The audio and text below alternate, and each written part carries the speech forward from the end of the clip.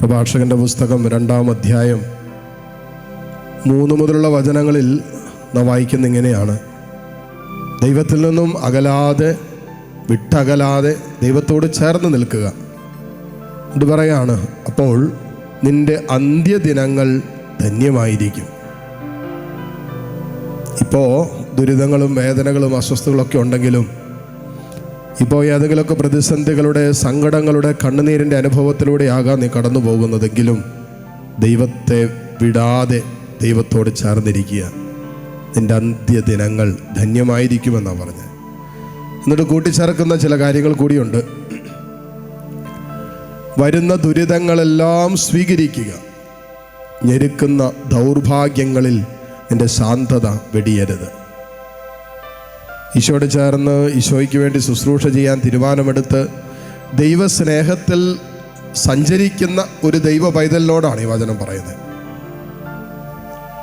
കർത്തൃ ശുശ്രൂഷയ്ക്ക് ഒരുങ്ങുന്ന, ദൈവരാജ്യത്തിലായിരിക്കുന്ന ഒരു ദൈവ പൈതലിനോടുള്ള സന്ദേശമാണ്: മോനെ, വരുന്ന ദുരിതങ്ങളെല്ലാം നീ സ്വീകരിക്കുക എന്ന് പറഞ്ഞാൽ, ദൈവത്തോട് വിട്ടകലാതെ നീ ചേർന്നിരിക്കുമ്പോൾ ദൈവം അനുവദിക്കുന്ന ദുരിതങ്ങളല്ലാതൊന്നും നിന്റെ ജീവിതത്തിൽ വരില്ല എന്നർത്ഥം. നീ അനുഭവിക്കുന്ന ഈ ദുരിതം ദൈവം അനുവദിച്ചതാണ്. ഈ സഹനം ദൈവം അനുവദിച്ചതാണ്. ഈ വേദന ദൈവം അനുവദിച്ചതാണ് നിന്റെ ഉപരിനന്മയ്ക്കായിട്ട്. അത്ര കണ്ട് ഞെരുക്കപ്പെടുന്ന ചില ദൗർഭാഗ്യ നിമിഷങ്ങൾ ജീവിതത്തിലുണ്ടാകും, നിശ്ചയമായിട്ടുണ്ടാകും. അങ്ങനെ വരുമ്പോൾ വചനം കൂട്ടിച്ചേർക്കുക: നിന്റെ ശാന്തത വെടിയരുത്, നിന്റെ ആത്മനിയന്ത്രണം നഷ്ടപ്പെട്ടു പോകരുത്, നിന്റെ വൈകാരികതയ്ക്ക് നീ അടിമപ്പെടരുത്, ശാന്തത വെടിയരുത്. അല്ലേ?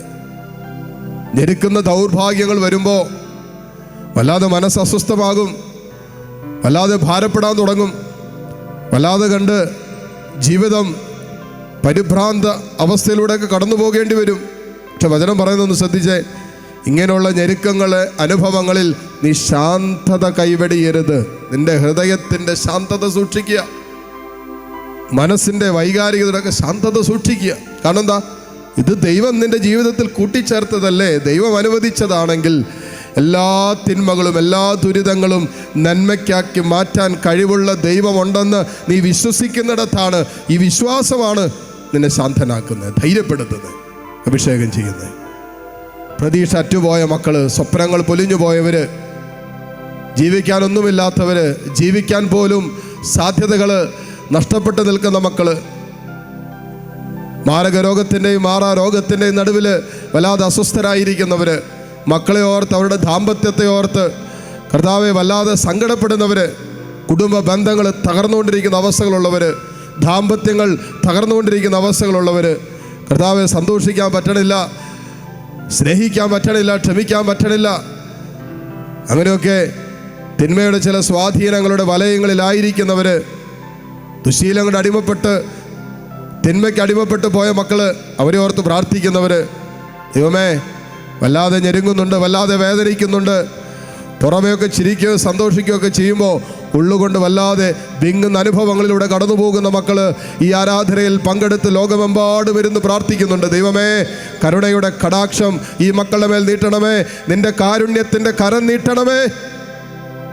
ഈശോയെ, ഈശോയെ, ഈശോയെ, നിന്റെ കാരുണ്യത്തിൻ്റെ കരം നീട്ടണമേ, കരം നീട്ടണമേ, കരം നീട്ടണമേ. ഇരുകരങ്ങൾ കർത്താവിൻ്റെ സന്നിധിയിലേക്ക് നീട്ടിപ്പിടിച്ചേ. നിങ്ങളുടെ അവസ്ഥകൾ എന്തെന്ന് അറിയുന്നവൻ ദൈവമാണല്ലോ. നിങ്ങൾ കടന്നു പോകുന്ന വേദനകൾ അറിയുന്ന ഒരു ദൈവത്തിൻ്റെ മുമ്പിലാണല്ലോ നിൽക്കുന്നത്. അതുകൊണ്ട് ഹൃദയം തുറന്ന് പ്രാർത്ഥിക്കാം, മനസ്സ് തുറക്കാം, ജീവിതം തുറന്നു വയ്ക്കാം. ദൈവമേ, ഇതാണ് എൻ്റെ അവസ്ഥ, കരുണ കാണിക്കാൻ പറ. ഈശോ, ഇതാണ് എൻ്റെ കുടുംബത്തിൻ്റെ അവസ്ഥ, കരുണ കാണിക്കാൻ പറ. ദൈവമേ, ഇതാണ് എൻ്റെ ജീവിതം കടന്നു പോകുന്ന സാഹചര്യങ്ങൾ, കരുണ കാണിക്കാൻ പറ. ആ ദാഹത്തോടെ, സ്നേഹത്തോടെ ഈശോയെ വിളിച്ചൊന്ന് സ്തുതിച്ചേ. Hallelujah, hallelujah, hallelujah. യേശുവേ, ആരാധന, ആരാധന, ആരാധന, ആരാധന. Hallelujah, hallelujah, hallelujah, hallelujah. ഓ കർത്താവേ, നിന്നെ ഞങ്ങൾ ആരാധിക്കുന്നു.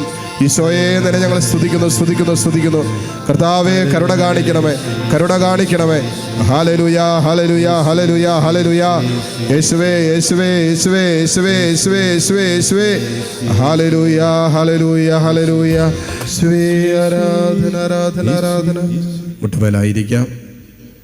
ലോകം മുഴുവനെയും നമ്മളെയും തമ്പുരാൻ്റെ കാരുണ്യത്തിൽ സമർപ്പിച്ച് ദിവ്യകാരുണ്യ ഈശോയുടെ ആശീർവാദം സ്വീകരിക്കുമ്പോൾ ആരെയൊക്കെ തമ്പുരാൻ്റെ കാരുണ്യത്തിലേക്ക് ചേർത്ത് വയ്ക്കാൻ ആഗ്രഹിക്കുന്നുണ്ടോ അവരെ കൂടി ചേർത്ത് വെച്ച് ഈശോയുടെ ആശീർവാദം നമുക്കിപ്പോൾ സ്വീകരിക്കാം. പരിശുദ്ധ പരമ ദിവ്യകാരുണ്യത്തിന് എന്നേരവും ആരാധനയും സ്തുതിയും പുകഴ്ചയും ഉണ്ടായിരിക്കട്ടെ.